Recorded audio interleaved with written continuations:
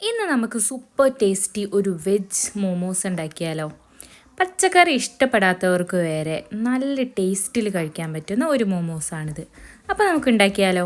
അപ്പോൾ അതിനായിട്ട് തന്നെ നമുക്ക് ആദ്യം മാവ് കുഴയ്ക്കുക. അതിന് ഒരു 4 വലിയ സ്പൂൺ മൈദയാണ് ഞാൻ എടുത്തിട്ടുള്ളത്.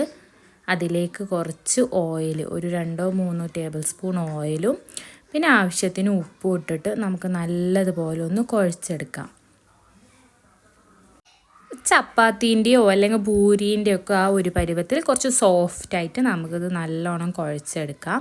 എന്നിട്ടിത് ഒന്ന് മാറ്റി വെക്കാം, അതവിടെ റെസ്റ്റ് എടുക്കട്ടെ. മാവ് റെസ്റ്റ് എടുക്കുമ്പോഴത്തേക്കും നമുക്ക് അതിലേക്കുള്ള ഫില്ലിങ്സ് ഒക്കെ റെഡിയാക്കി എടുക്കാം. അപ്പം ഞാനിവിടെ പച്ചക്കറീൻ്റെ മൊമോസാണ് ഉണ്ടാക്കുന്നത്. ഇത് നമുക്ക് ചിക്കൻ വെച്ചും ബീഫ് വെച്ചിട്ടൊക്കെ ഉണ്ടാക്കാം. ഞാനിപ്പോൾ ഇന്ന് വെജിറ്റബിൾസ് ആട്ടോ എടുത്തിട്ടുള്ളത്. അപ്പോൾ എൻ്റെ കയ്യിലുള്ള വെജിറ്റബിൾസ് ഇതൊക്കെയാണ്: ക്യാരറ്റ്, കോളിഫ്ലവർ, ഒരു ക്യാബേജ്, പിന്നെ ഒരു വലിയ ഉള്ളി, പച്ചമുളക് എടുത്തിട്ടുണ്ട്, ഇഞ്ചി, വെളുത്തുള്ളി, കറിവേപ്പില, മല്ലിയില. ഇതൊക്കെ നമുക്ക് ക്ലീൻ ചെയ്തതാ ഇതേപോലെ ചെറുതാക്കി മുറിച്ചെടുക്കാം. കോളിഫ്ലവർ ഞാൻ ഉപ്പും മഞ്ഞൾപ്പൊടി ഇട്ടിട്ട് ഒന്ന് പുഴുങ്ങിയെടുത്തിട്ടാട്ടോ ക്രഷ് ചെയ്തിട്ടുള്ളത്. അപ്പോൾ നമുക്കിനി ഒരു പാനിലേക്ക് കുറച്ച് വെളിച്ചെണ്ണ ഒഴിച്ച് കൊടുക്കാം. ഒരു 2 ടേബിൾ സ്പൂൺ വെളിച്ചെണ്ണ ഒഴിച്ചിട്ട് അതിലേക്ക് ആദ്യം ഉള്ളി ഇട്ട് കൊടുക്കാം. ഉള്ളി ഒന്ന് വഴണ്ട് വരുമ്പോഴത്തേക്കും, അതായത് ഉള്ളി നല്ലോണം വഴണ്ട് വരുമൊന്നും വേണ്ട, ഈ പച്ചക്കറികളൊക്കെ ഒന്നൊന്ന് പച്ചമണം മാറിയാൽ മതി. അപ്പോൾ നമുക്ക് ഇതൊന്ന് ജസ്റ്റ് ഒന്ന് ഉപ്പിട്ടിട്ട് ഒന്ന് വഴറ്റിയിട്ട് നമുക്ക് പച്ചക്കറികളെല്ലാം ഇട്ട് കൊടുക്കാം കേട്ടോ. ഞാനിപ്പോൾ എൻ്റെ കയ്യിലുള്ള കുറച്ച് വെജിറ്റബിൾസ് മാത്രമേ എടുത്തിട്ടുള്ളൂ. നിങ്ങൾക്ക് അതിലേക്ക് വേണമെങ്കിൽ ബീൻസോ അല്ലെങ്കിൽ ക്യാപ്സിക്കം അതുപോലത്തെ വെജിറ്റബിൾസൊക്കെ കട്ട് ചെയ്തിടാം കേട്ടോ. ചെറുതാക്കി ഇതേപോലെ കട്ട് ചെയ്തിട്ടാൽ മതി, അപ്പം കുറച്ചും കൂടി ടേസ്റ്റ് ഉണ്ടാകും. ഈ പച്ചക്കറികളൊക്കെ കഴിക്കാത്ത കുട്ടികൾക്കൊക്കെ നമുക്ക് ഇങ്ങനെയൊക്കെ ഉണ്ടാക്കി കൊടുത്തിട്ടുണ്ടെങ്കിൽ അവർ വേഗം കഴിക്കുകയും ചെയ്യും, നല്ല ടേസ്റ്റുമാണ് കേട്ടോ. അപ്പം ഇത് എന്തായാലും ഒന്ന് ട്രൈ ചെയ്ത് നോക്കണേ. പിന്നെ ഞാൻ ആ പച്ചമുളകും വെളുത്തുള്ളിയും ഇഞ്ചിയും ഒക്കെ ഒന്ന് ക്രഷ് ചെയ്തിട്ടാട്ടോ ഇതിലേക്ക് ഇടുന്നത്. പിന്നെ കുട്ടികൾ കഴിക്കുന്നത് കൊണ്ട് തന്നെ പച്ചമുളകൊന്നും ഞാൻ മുറിച്ചിട്ടിട്ടില്ല. നിങ്ങൾക്ക് വേണമെങ്കിൽ മുറിച്ചും ഇടാം കേട്ടോ. അപ്പോൾ നമുക്ക് ഇതൊക്കെ ഒന്ന് പച്ചമണം മാറുന്നത് വരെ മാത്രം ഒന്ന് വഴറ്റി കൊടുത്താൽ മതി. നമുക്കത് വേഗം തന്നെ ആകും കേട്ടോ.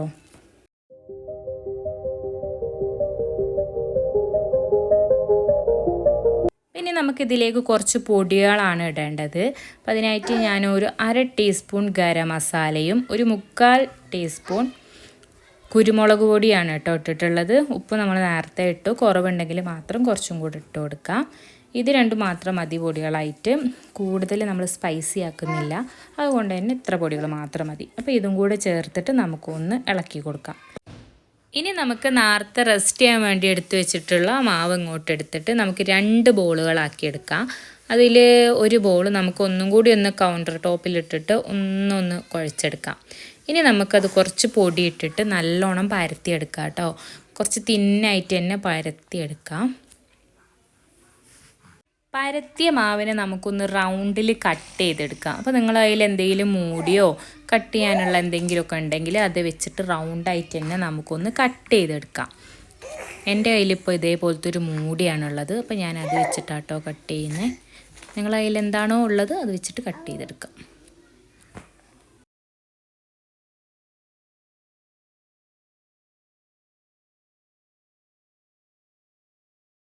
അപ്പോൾ നമ്മൾ പരത്തി കട്ട് ചെയ്തെടുത്തിട്ടുണ്ട്. അപ്പോൾ നമുക്കൊരു റൗണ്ട് ഷേപ്പിലാട്ടോ അതൊക്കെ വേണ്ടത്.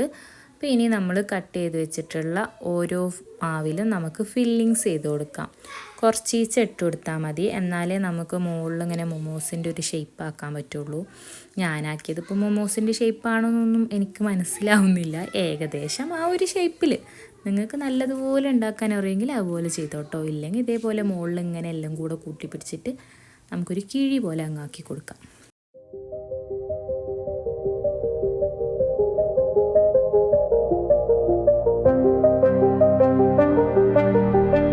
ഏകദേശം ഷേപ്പ് മൊമോസിൻ്റെ ഒക്കെ ആ ഒരു ഷേപ്പിലേക്ക് വന്നില്ലേ.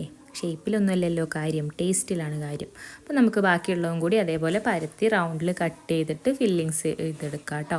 ഇനി നമുക്കിത് ആവിയിൽ വെച്ചിട്ടാണ് വേവിക്കുന്നത്. അപ്പോൾ നമുക്കൊരു ഇഡ്ഡലി പാത്രത്തിലോ ഏത് പാത്രത്തിലാണ് നിങ്ങൾ ആവി ഏറ്റെടുക്കുന്നത് വിചാരിച്ചാൽ ആ പാത്രത്തിലേക്ക് ഇതെല്ലാം നമുക്ക് ഓരോന്നായിട്ട് വെച്ച് കൊടുക്കാം. ഒട്ടിപ്പിടിക്കാണ്ടിരിക്കാൻ വേണ്ടിയിട്ട് ഞാൻ കുറച്ച് വാഴൻ്റെ ഇല വെച്ച് കൊടുത്തിട്ടുണ്ട്. നിങ്ങൾക്ക് വേണമെങ്കിൽ കുറച്ച് എണ്ണ തേച്ച് കൊടുത്താലും മതി, അപ്പോൾ ഒട്ടിപ്പിടിക്കില്ല. അപ്പോൾ നമുക്കിതെല്ലാം അതിൽ വെച്ച് കൊടുത്തിട്ട് ഒരു 10-15 മിനിറ്റ് ആവി കയറ്റിയെടുക്കാം കേട്ടോ.